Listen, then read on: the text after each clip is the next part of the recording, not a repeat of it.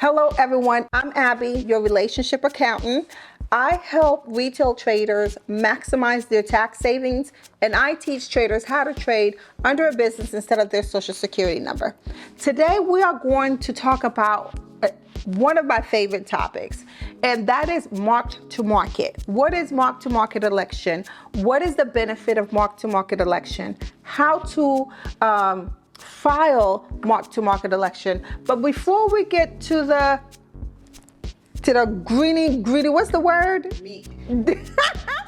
Before we get to the meat, don't forget to subscribe, like, and share. One of the things about mark-to-market, I like to really go strictly to irs.gov and read the publication to you. And the reason why is because a lot of people will tell you that mark-to-market is not a good idea, or they'll tell you mark-to-market doesn't have a benefit. But I want to actually go over directly to irs.gov, and we're going to go over mark-to-market, all right? So irs.gov publication 475 says traders can choose to use mark-to-market rules, investors can't. So this is why it's important. If you are a trader, remember, in IRS eyes, not in your eyes, if you are a day trader and you're trading under an entity, mark-to-market, you are eligible for mark-to-market. But if you are an investor, you're not. That's why IRS says traders can choose to use mark-to-market election, but investors can't. So if a trader doesn't make a valid mark-to-market election under Section 475, then he or she must treat the gains and losses from sales of securities as capital gains and losses and report the sales on your Schedule D, as in David, on your Form 1040. You also need to complete Form 8949 and other disposition of capital asset as appropriate. So when you're reporting on Schedule D, both the limitations on capital losses and the wash sale rules continue to apply. So sometimes people think, they elect mark-to-market elections, they don't have to apply wash sale. Yes, you do. So, however, if a trader makes a timely mark-to-market election, then he or she can treat the gains and losses from sales of security as ordinary gains and loss. Now, except, remember, traders, not investors. So you must report, if you are an investor, you must report on Part 2 of Form 4797, all right, which is sales of property, which is sales of business properties, all right? So remember, neither limitations on capital losses nor the wash sale rules apply to trading under the mark-to-market election. So you have to be a day trader.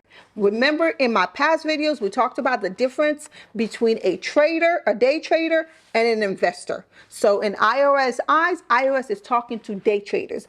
IRS is talking to the individual that trade for a living, that is in the stock market for more than 4 to 5 hours, that is trading daily, that their trades is under 30 days. They are day traders, not investors. So a trader must make the mark-to-market election by the original due date, not including extension. So if you wanted to take mark-to-market election for 2022 tax year, you would have had to elect in 2021.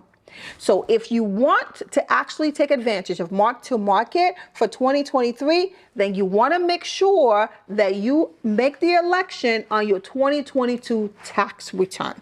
All right. So what are the benefits of mark-to-market, Abby? The benefits of mark-to-market election is that it eliminates the wash sale rule, right? And not only does it eliminate the wash sale rule, it allows you to write off your total net loss, not just the $3,000. So let's just say I had a total net loss of $50,000 this year. Well, I wouldn't have to worry about writing off $3,000 up to 7 years. I would have the opportunity to write off the total net loss. So remember, a trader must make the election by the original due date, not including extension of that tax return for the prior year to the year from which the election becomes effective. You can make the election by attaching a statement either to your tax return if filed without an extension, or to request for an extension of the time to file your return. The statement should include the following information. So when you are sending that statement to IRS, you want to make sure your accountant can actually complete the statement for you. It's a mark-to-market election letter. So the statement needs to have this information. Write this down. 1, that you are making an election under Section 475. 2, the first tax year from which the election is effective, this is the tax year from which a timely election is being made. Okay? And 3, the trade or business from which you're making the election, meaning the business name. So if it is Abby LLC, then I need to input the business name that is making the election. Does that make sense? All right. So remember, you complete your Schedule D of your capital gains and loss. All right.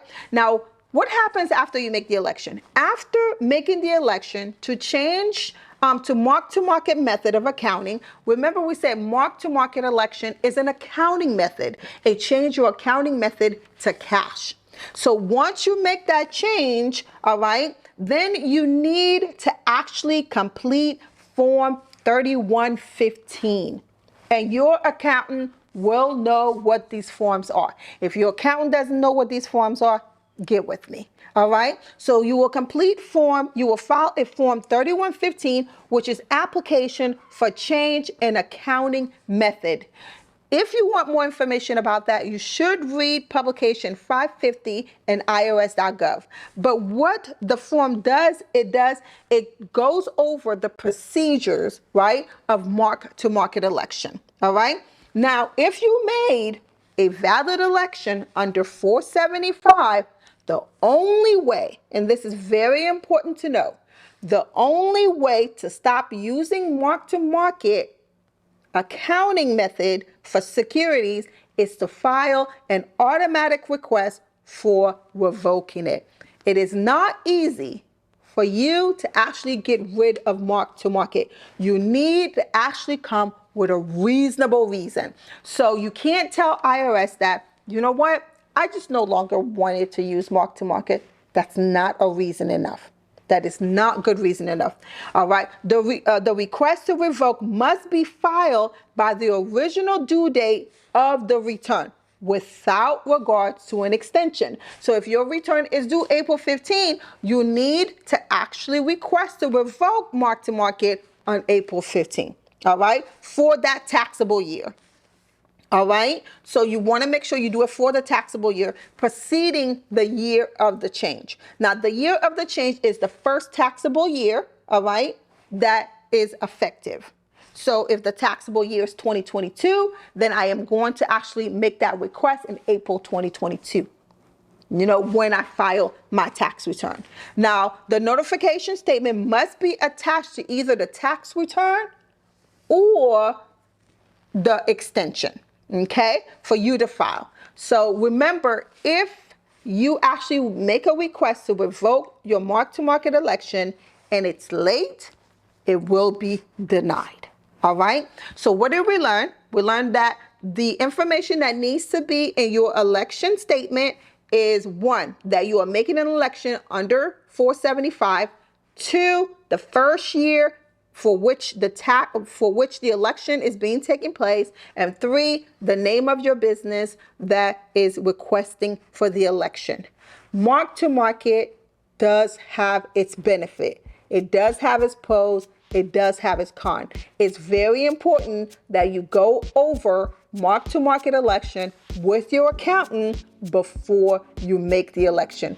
I do not advise that you do that election alone. Okay, I know it's a lot of information. If you do have any questions, you can in the comments, you can ask me any questions. or you can reach out to us at our firm by scheduling a discovery call or a consult. I hope this was very helpful regarding mark-to-market election, and see you guys in our next video.